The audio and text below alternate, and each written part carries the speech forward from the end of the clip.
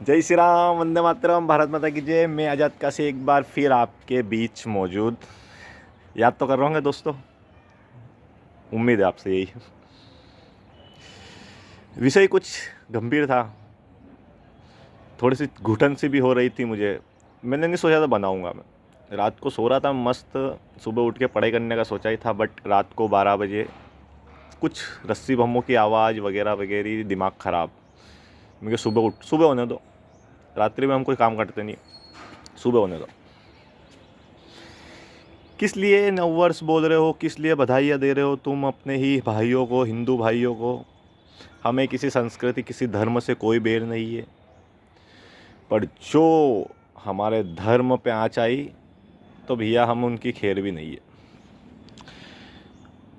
मैं किसी धर्म का विरोध नहीं कर रहा हूँ, बस मैं इतना बता रहा हूँ, तुम कम से कम भैया ये दिखावे का काम तो मत करा करो।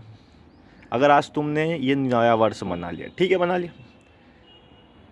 तुम्हारी रगों में अगर तुम्हारे एक बाप का खून दौड़ता है ना, तो फिर तिरंगा उठाना छोड़ देना, भगत सिंह की तस्वीर लगाना छोड़ देना, चंद्रशेखर आज़ाद की तस्वीर लगाना छोड़ देना, इनकलाब जिंदाबाद कहना छोड़ देना। 23 मार्च के दिन घर में घूम के बैठ जाना, क्योंकि 23 मार्च मेरा प्रिय शहीद भगत सिंह जी का है।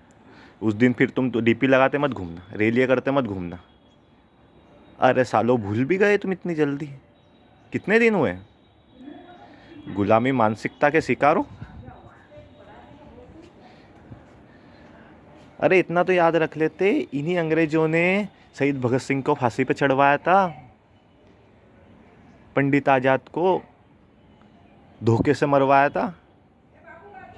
तुमको इतना भी मतलब कि कुछ समझ, कुछ ये दिमाग में क्या दिमाग ही है कि भूसा भरा है, कि बस भेड़ की चाल चलने की आदत हो गई है।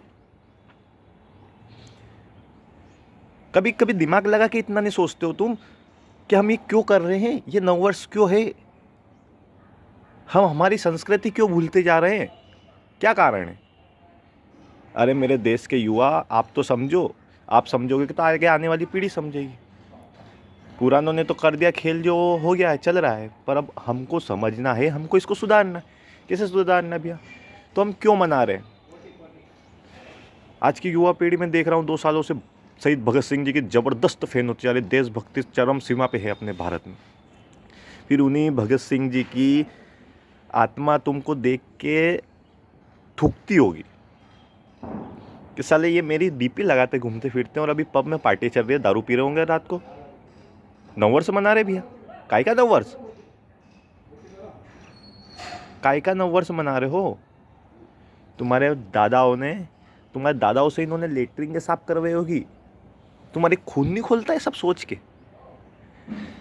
हमारे पूर्वजों से इन्होंने क्या क्या करवाए, कभी खून खोला तुम्हारा सोच के? सोचोगे ही क्यों तुम? दिमाग में तो भूसा पड़ा हुआ है तुम्हारे, मानसिकता तो गुलामों वाली हो गई है। अभी भी मौका है, सुधर जाओ। अगले साल, इसी साल सोच लो कि अगले साल हमको ऐसा कुछ नहीं करना है जो तुम्हारे लिए अगले साल है। नव वर्ष जो भी आए तुम्हारे लिए, मेरे प्रिय भाइयों, दिमाग में सिर्फ बहुत जीबान पे आते हैं बहुत शब्द, पर अंदर रोकने पड़ते हैं। परम पूज्य गुरु जी ने कहा था कि सारा हिंदू समाज अपना भाई है, भाई बंधु है, इनको परिवार लेके चलना है।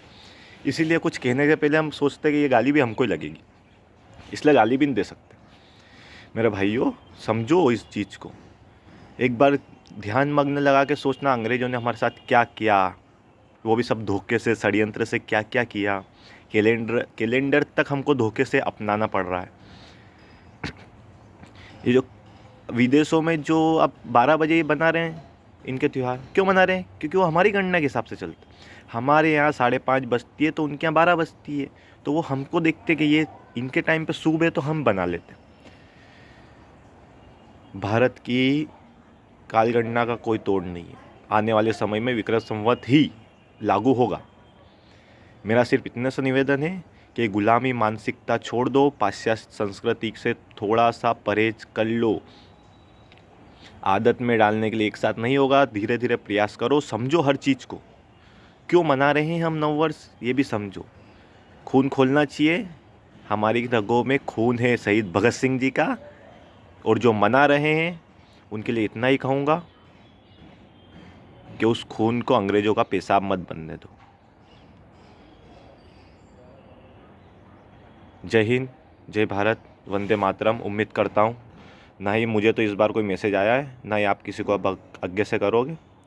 और ये वीडियो ज़्यादा से ज़्यादा शेयर करके बता दो कि भैया कोई मतलब नहीं है नव वर्ष बनाने का। हम भाई हिंदू संस्कृति के अनुसार 13 तारीख को पूरे धूमधाम से 13 अप्रैल के दिन हिंदू नव वर्ष बनाएंगे। वीर शिवाजी, जय शिवाजी, इनकलाब जिंदाबाद।